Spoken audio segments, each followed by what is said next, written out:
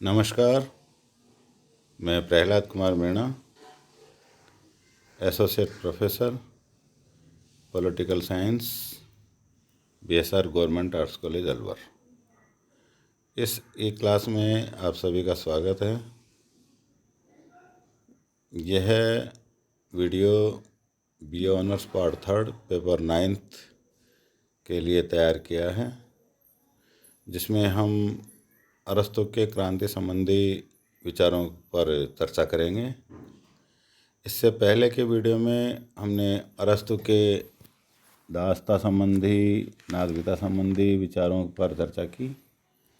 इस वीडियो में लगातार हम अरस्तु के राजनीतिक चिंतन की जो प्रमुख बातें हैं उनको लेकर चर्चा कर रहे हैं। आज हम उसी क्रम में अरस्तु के क्रांति संबंधी विचारों की चर्चा करेंगे। क्रांति का मतलब बदलाव से है।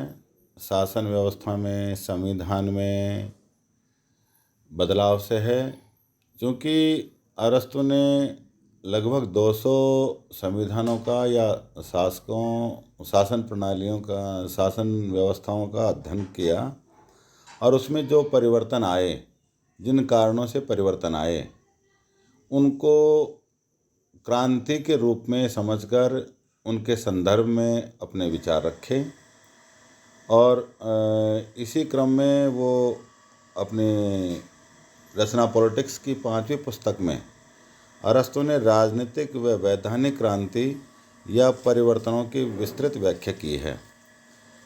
यूनानी जगत या ग्रीक जगत में उस समय आए दिन शासन के स्वरूप में आए दिन परिवर्तन होना सामान्य बात थी। वहाँ प्रजातंत्र की कब्र पर धनिक तंत्र को उखाड़कर अत्याचार तंत्र के स्थान पर अन्य शासन पद्धतियों का आना तथा फिर उसका भी पतन कर दूसरी शासन व्यवस्था को अपनाना चलता रहता था। यानी कि शासन व्यवस्था में परिवर्तन ही क्रांति अरस्तु के अनुसार बताई गई है।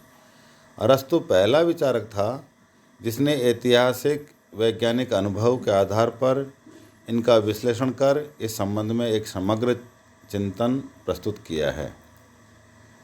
अब क्रांति का क्या अर्थ है, इस संदर्भ में अरस्तु कहता है, अरस्तु का मत है कि संविधान में प्रत्येक छोटा या बड़ा परिवर्तन, संविधान में किसी प्रकार का संशोधन होना, जैसे जनतंत्र का उग्र या उदार रूप या धनतंत्र द्वारा जनतंत्र का विनाश करना या किसी भी तरह सत्ता परिवर्तन होना क्रांति है। इसमें कुल मिलाकर बात यह आई कि शासन व्यवस्था या संविधान में छोटा या बड़ा या कोई संशोधन होना ही क्रांति है। मैक्विलेन ने अरस्तु की क्रांति संबंधी अवधारणा को स्पष्ट करते हुए लिखा है कि अरस्तु क्रांति को कानूनी परिवर्तन के बजाय राजनीतिक परिवर्तन अधिक मानता है। क्रांति केवल राज्य के कानूनी आधार का ही नहीं, वरन नैतिक, सामाजिक, आर्थिक स्तरों में भी परिवर्तन कर देती है।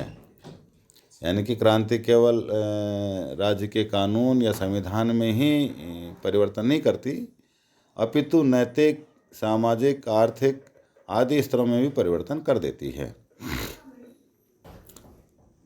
क्रांति का अर्थ बताने के बाद में अरस्तु ने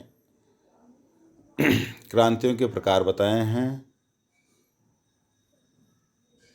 और पहला जो प्रकार बताया है, पूर्ण या आंशिक क्रांति।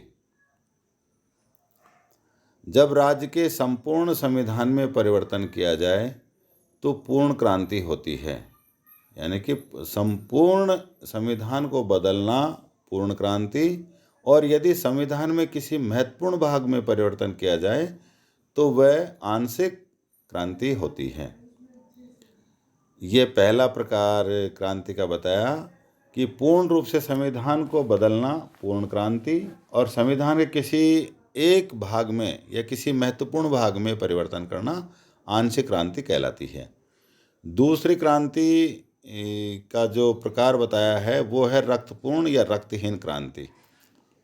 यदि सशस्त्र विद्रोह या रक्तपात द्वारा शासक या संविधान में परिवर्तन हो तो वह संपूर्ण रक्तपूर्ण क्रांति है। यानी कि रक्तपात द्वारा, शस्त्र हथियारों द्वारा अगर संविधान में परिवर्तन होता है तो वो रक्तपूर्ण या खूनी क्रांति है। और यदि यही परिवर्तन बिना किसी रक्त बहाए हो जाए तो रक्तहीन क्रांति कहलाती है। तीसरा प्रकार क्रांति का जो अरस्तु ने अपने ग्रंथ पॉलिटिक्स में बताया है वो वैयक्तिक और अवैयक्तिक क्रांति। यदि क्रांति का उद्देश्य किसी व्यक्ति या दल से शासन शक्ति छीनकर संविधान में परिवर्तन करता है तो उसे वैयक्तिक क्रांति कहते हैं। यानी किसी व्यक्ति या दल से शासन छीनकर संविधान में परिवर्तन करता है तो वो वैयक्तिक क्रांति कहलाती है। यदि क्रांति का उद्देश्य बिना राजनीतिक शक्ति या शासन शक्ति छीने बिना संविधान परिवर्तन करता है तो उसे अवैयक्तिक क्रांति कहते हैं। मतलब वो किसी व्यक्ति के खिलाफ क्रांति नहीं है, उसको और संविधान उसे शासन शक्ति या राजनीतिक शक्ति छीनकर जो परिवर्तन होता है वो अवैयक्तिक, और जिसमें किसी व्यक्ति या दल के शासन को समाप्त कर छीन कर जो परिवर्तन किया जाता है संविधान में वो व्यक्तिक क्रांति कहलाती है। चौथा जो क्रांति का प्रकार बताया वो जनतंत्रीय व धनतंत्रीय क्रांति बताया है। यदि राज्य में निर्धन व्यक्ति धनिक शासनाधिकारियों के विरुद्ध विद्रोह कर देते हैं और राज्य में जनतंत्रीय शासन स्थापित कर लेते हैं तो वो जनतंत्रीय क्रांति कहलाती है। और यदि राजा के धनी व्यक्ति जनतंत्रीय राजतंत्रीय शासन के विरुद्ध क्रांति कर अपना शासन स्थापित कर लेते हैं तो वो धनिक तंत्रीय क्रांति कहलाती है। इसमें जनतंत्रीय क्रांति में निर्धन व्यक्ति जो शासनाधिकारी शक्तिशाली शासनाधिकारी हैं उनके विरुद्ध विद्रोह कर देते हैं और जनतंत्र की स्थापना कर लेते हैं तो वो जनतंत्रीय क्रांति है। और धनिक तंत्र में धनिक व्यक्ति जनतंत्रीय या राजतंत्रीय शासन व्यवस्था के विरुद्ध क्रांति कर अपना शासन स्थापित कर लेते हैं तो धनिक क्रांति कहलाती है। नंबर पाँच पे है पांचवा प्रकार है क्रांति का वैचारिक क्रांति। जब किसी राज्य के कुछ वक्तागण अपने भाषण या शब्द जाल से राज्य में क्रांति ला देते हैं तो उसे वैचारिक या जननायकीय अथवा वाग्वीरों की क्रांति कहते हैं। कुल मिला के राज्य संविधान या शासन सत्ता में होने वाला प्रत्येक परिवर्तन क्रांति कहलाती है या क्रांति होती है। अब ये तो हुए क्रांति के 5 प्रकार की। क्रांति कितने प्रकार की होती है? पूर्ण और आंशिक क्रांति, रक्तपूर्ण और रक्तहीन क्रांति, नंबर 3 व्यक्तिक और अव्यक्तिक क्रांति, नंबर 4 जनतंत्रीय व धनिकतंत्रीय क्रांति और नंबर 5 वैचारिक क्रांति। और कुल मिला के क्रांति राज्य संविधान या शासन में होने वाला प्रत्येक परिवर्तन क्रांति कहलाता है या क्रांति मानी जाती है।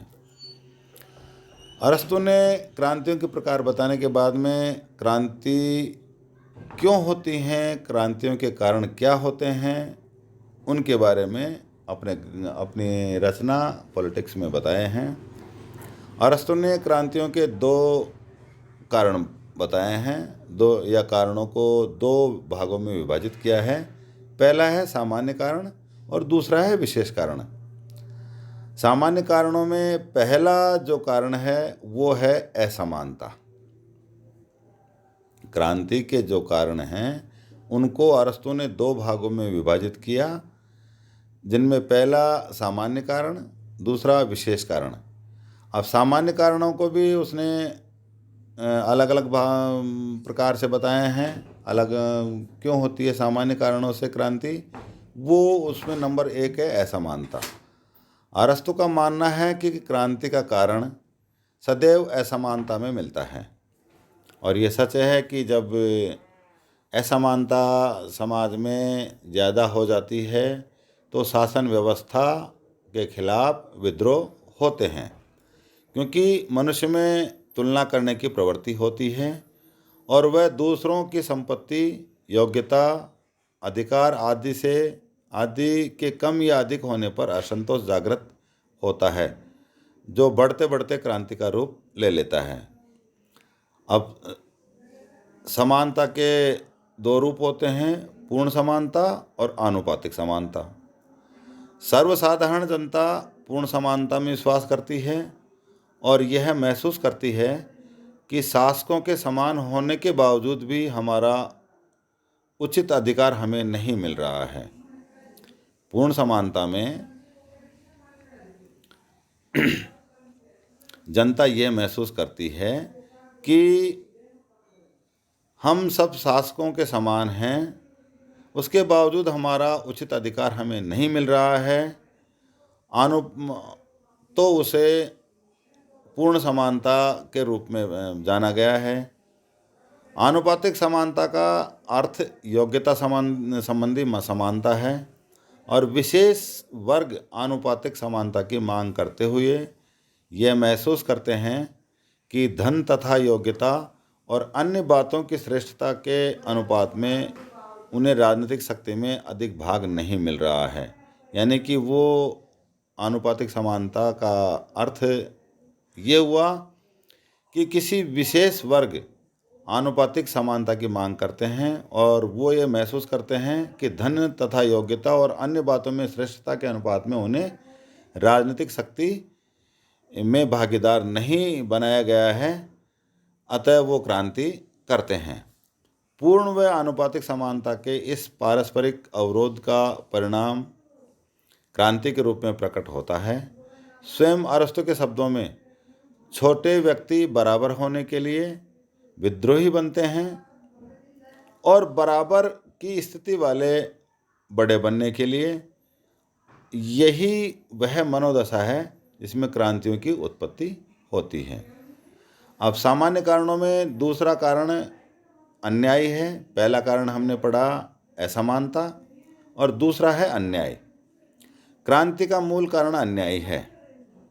यदि एक वर्ग को जितना वह पाने का अधिकारी है और उससे उसे कम मिलता है तथा दूसरे वर्ग को जितना उसे मिलना चाहिए उससे अधिक मिलता है, तो असंतोष का उदय होता है और यह असंतोष क्रांति को जन्म देता है, क्योंकि न्याय और मित्रता राज्य के नैतिक आधार हैं। इसलिए अन्याय और दुर्भावना, असंतोष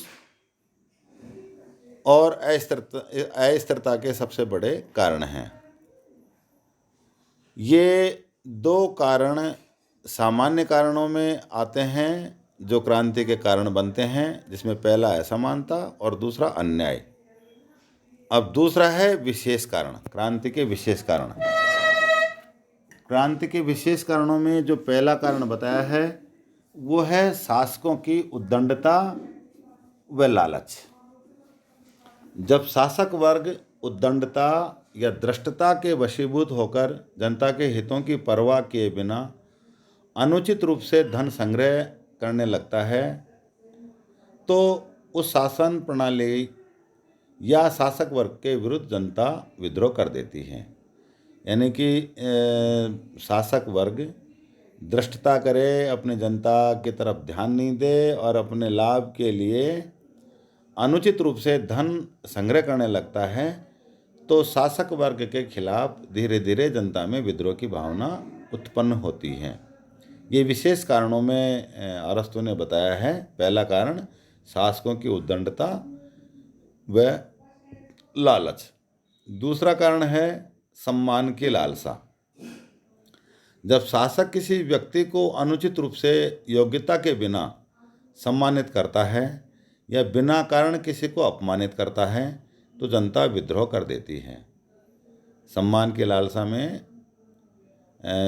कोई अयोग्य व्यक्ति को शासक द्वारा सम्मानित किया जाए और किसी सभ्य व्यक्ति को बिना किसी कारण के अपमानित किया जाए तो ये कारण भी जनता में विद्रोह के कारण, क्रांति के कारण बन जाते हैं। तीसरा है किसी प्रकार की उत्कृष्टता। किसी प्रकार की उत्कृष्टता का होना भी क्रांति का कारण होता है। जब किसी राज्य में एक व्यक्ति या कुछ व्यक्तियों के गुट अन्य व्यक्तियों से उत्कृष्ट और शक्तिशाली हो जाते हैं तो वो शासन की सत्ता को सहन नहीं करता और शासन सत्ता अपने हाथ में लेने की चेष्टा करता है।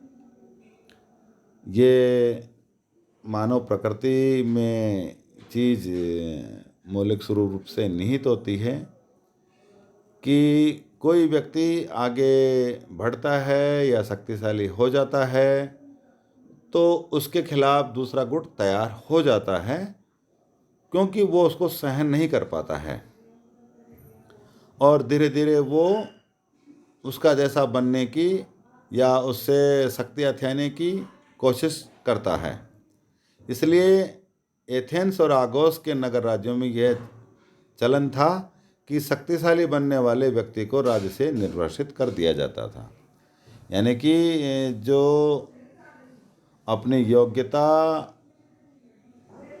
के आधार पर एक व्यक्ति या कुछ व्यक्तियों का गुट शक्तिशाली जब होने लगता है तो दूसरा एक गुट उनके खिलाफ विद्रोह की भावना उनके मन में आ जाती है, क्योंकि ये व्यक्ति के स्वभाव का मौलिक रूप है कि वो ईर्ष्या भाव से उसका विरोध करता है।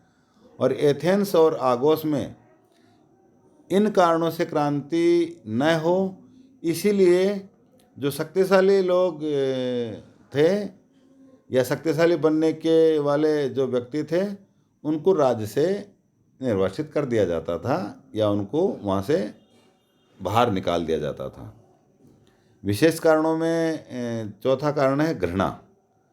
घृणा क्रांति को जन्म देती है। उदाहरणार्थ, धनिक तंत्र में जब धनिक शासक वर्ग बहुसंख्यक किंतु अधिक वंचित गरीब जनता को तिरस्कार की दृष्टि से देखता है तो ऐसी स्थिति में जनता विद्रोह कर देती है। घृणा। हम अगर किसी व्यक्ति से गरीबी के कारण या अयोग्यता के कारण किसी व्यक्ति को उसके अधिकारों से वंचित जनता को तिरस्कृत करते हैं या तिरस्कार की दृष्टि से देखते हैं तो ऐसी स्थिति में जनता में विद्रोह की भावना जन्म ले लेती है और अंत में वो शासन में परिवर्तन करने की कोशिश करती है। नंबर 5 विशेष कारणों में क्रांति का जो बताया गया अरस्तु द्वारा वो है भय, डर। भय 2 प्रकार से व्यक्तियों में क्रांति का कारण बनता है। अपराध से बचने के लिए और अन्याय से बचने के लिए। डर 2 प्रकार से व्यक्तियों में क्रांति का कारण बनता है। नंबर 1 अपराध से बचने के लिए और नंबर 2 अन्याय से बचने के लिए। उदाहरणार्थ, रोड्स टापू के राज्य में जनता वहाँ के कुछ प्रतिष्ठित व्यक्तियों पर अभियोग चलाने की धमकियाँ दे रही थी, जिससे बचने के लिए उन्होंने जन शासन के विरुद्ध विद्रोह कर दिया। यानी कि शासक वर्ग द्वारा जब किसी प्रतिष्ठित व्यक्तियों को